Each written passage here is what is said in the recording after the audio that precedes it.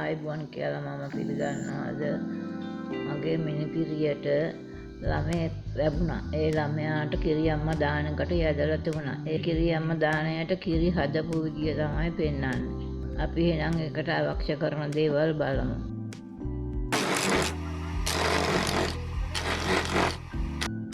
අපි මුලින්ම පොල් ගෙඩි 20ක් ගාලා තියා ගන්නවා. මේ හට්ටිය ලිපේ තියලා මේ විදියට මේ ගෑස් වලින් තමයි කරන්න හදන්නේ. හට්ටිය මෙහෙම ලිපේ තියලා හොඳට ගින්දර දාන්න හට්ටිය රත් වෙන්න. හටේ 500ක සුද්ධ කරගන්න ඕන කිරියකට දාන්න. කිරි සෑදීම සඳහා සීනි කිලෝ 6ක් ඕන. 6න් 3ක් අපි ඉස්සර වෙලා දාලා හට්ටියට උණු කරගන්නවා. පසුව තමයි අනිත් සීනි කිලෝ 3 දාන්නේ.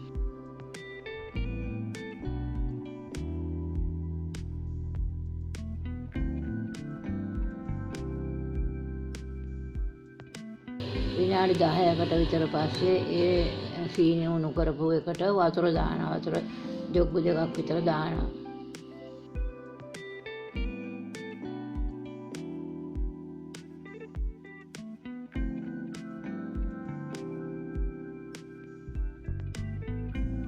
ඕක හැඳි ගන්නකොට ඒක නවත්තන්න නැතුව ටිකක් හැඳි ගන්න ඕනේ. කිලෝ 3කුත් එකතු කරා වතුර දාලා විනාඩි 2කට විතර පස්සේ තමයි හකුරු කිලෝ 3 එකතු කරන්නේ.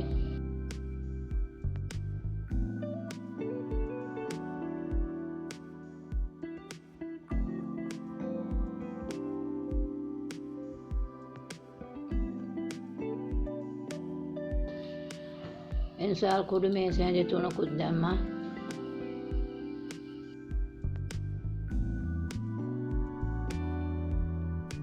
රසපදමට ලුණු දැම්මා අපි කිරි හදන්න.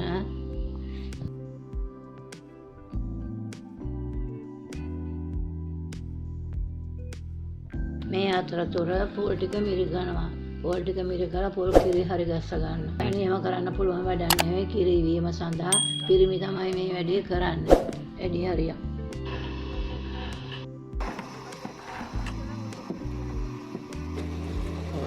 මේ කිරි අම්මා දාන දෙනකොට උදව් කරන එක හොඳයි. කොයි එක්කෙනා හරි කිට්ටු වෙලා පොල් බෑයක් හරි ගාලා දෙනවා නම් ඒක ඒ කිරි අම්මා දාන්නට කරන හොඳ දෙයක්. ඒ Tamanටත් ඒක හොඳයි. ඒ වගේ දේවකට සහභාගී වුණාම දෙවියන්ට දෙන දානයක්. අකුරු එකතු කරලා විනාඩි 2කට විතර පස්සේ පොල් කිරි ගෙඩි 20න් ගෙඩි 10ක විතර කිරි මේ කිරි හැදීම සඳහා දානවා.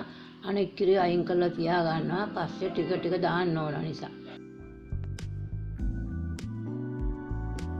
ආල් පිටි කිලෝ 6ක පිටි බෙදලා නැහැ. ඒ පිටිත් දානවා අපි ඒ පැණියකටම. ආල් දියේ දාලා කැකුළු හාල් පැය 2ක් විතර දියේ දාලා පෙඟෙන්න ඇරලා ඊට පස්සේ හොඳට හොදලා මෝලකට දීලා කොටවගෙන තමයි මේ වැඩේ කරන්න සූදානම් වුනේ. ඒ පිටි බදින්නේ නැහැ අපි කිරි උයනකොට.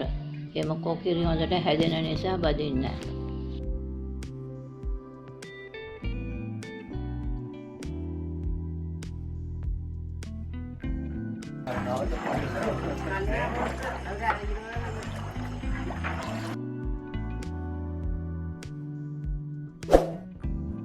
ගෙඩි 10ක විතර කිරි මුලින් දැම්මා.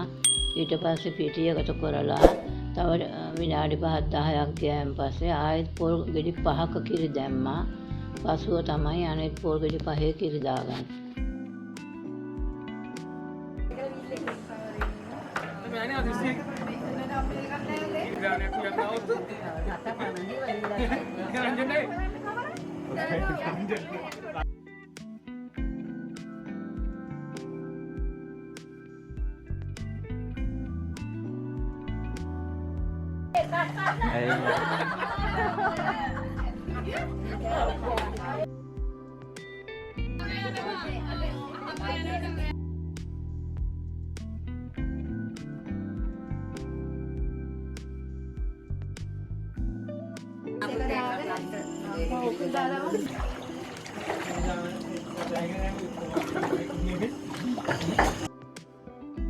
ඉතුරු කරගත්ත පොල් කිරි ඕගොල්ලන්ට පේනවනේ දැන් මේ දාපු පිටි පදම හිඳීගෙන එනවා. ඒ හිඳීගෙන එනකොට අර ඉතුරු කරගත්ත පොල් කිරි වලින් ටික ටික දම තමයි මේ කිරියක හරි ගස්ස ගන්න. ඔය පේනවනේ තැම්බීම සඳහා තමයි ඒ තව කිරි දාන්නේ. විනාඩි 15ක් විතර යනකොට ඔය දැම්ම කිරි හිඳෙනවා. එතකොට ආයෙ කිරි දානවා.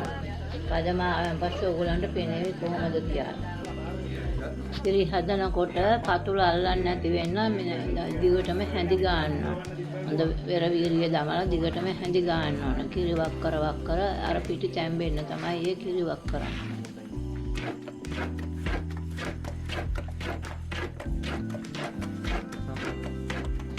මේ 1 කිලෝ 6ක පිටි කිරිනේ ඉතින් හදනකොට ටිකක් ඇඟට පතර ටිකක් අමාරුයි. ඔය දෙන්නෙක් එක්ක තමයි ඔය දැන් කිරි එකේ පදම ගන්න හදන්නේ.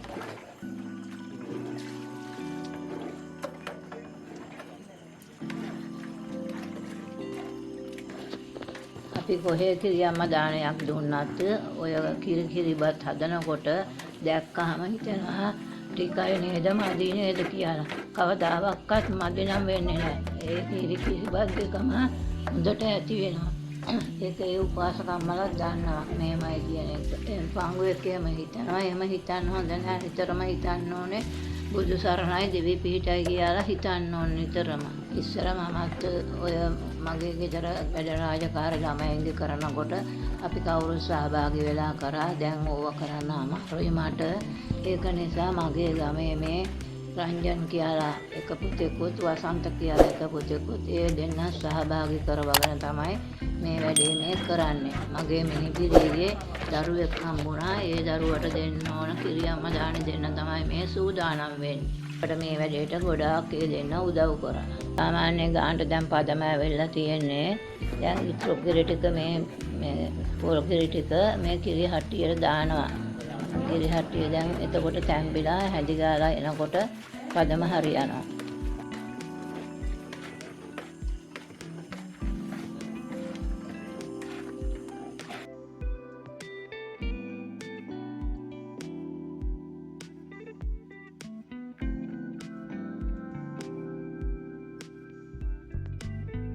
කිරි සෑදීම සඳහා සීනි කිලෝ 6ක් ඕන. 6න් 3ක් අපි ඉස්සර වෙලා දාලා හට්ටියට උණු කරගන්නවා. පසුව තමයි අනේ සීනි කිලෝ 3 දාන්නේ. පොල් කිරි දාලා විනාඩි 10කට විතර පස්සේ තමයි ඉතිරි සීනි කිලෝ 3 අපි දාගන්නේ පිටි හට්ටියට.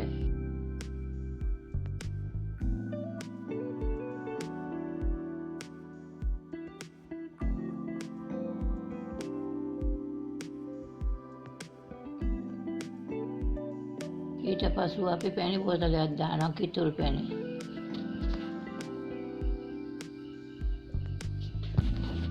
කිතුල් පැණි දැන්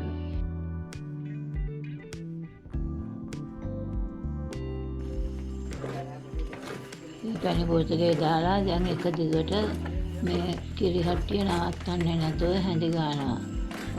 මේ එක්කෙනෙක් පත්තකින් හැඳි ගන්නවා. අනිත් එක්කෙනා පිගානක් කරන්නේ. ඒ පිගානෙන් පෙරලන සිත්ැඳ මේ කිරි හට්ටිය.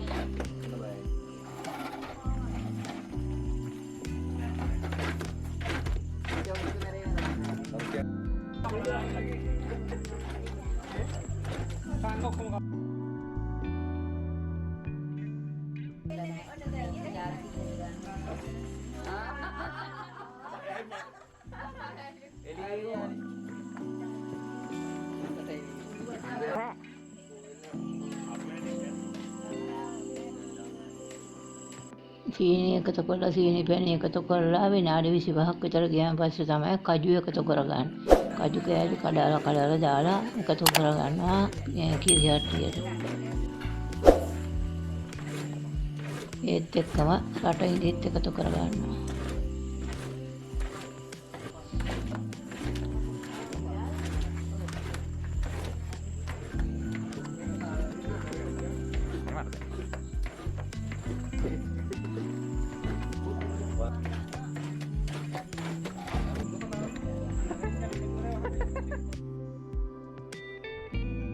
කිරි හට්ටිය හරියාගෙන එනකොට තමයි අර කිරි හට්ටිය වටේ නිකන් පෙන බුබුලු දාන වගේ පට ගාලා මෙයා වෙන්නේ.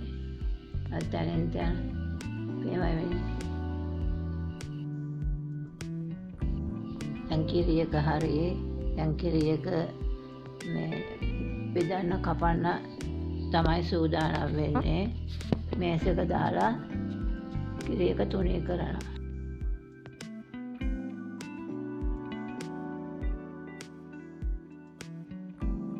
ලොකු ප්‍රමාණයක් නිසා මේසෙ හැම මේ තෙල් කොලයක් දාලා කලින් සූදානම් කරගෙන ඉන්නවා. දැන් ওই මේසෙක තමයි ඔක තුනී කරන්නේ.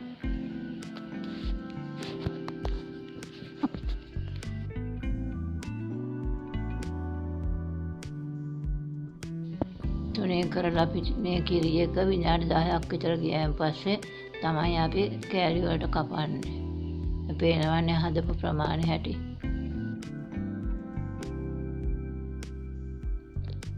ඉතින් අපි කිරි දානෙට කිරි හදාගත්තේ මේ විදිහට.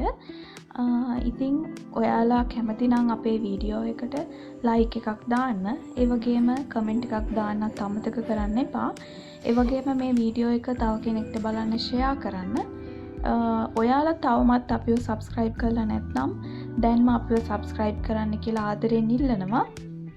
ඒ වගේම මම ගොඩක් ආදරෙන් ඉල්ලනවා අපේ කිරිදානේ සම්පූර්ණ වීඩියෝ එක බලන්න කියලා. කිරිදානේ සම්පූර්ණ වීඩියෝ එකේ link එක පල්ලෙහා description එකේ දාන්නම්. ඉතින් එතනට ගියාම ඔයාලට බලා ගන්න පුළුවන්. තවත් වීඩියෝ එකකින් අපි ඉක්මනට හමු වෙමු.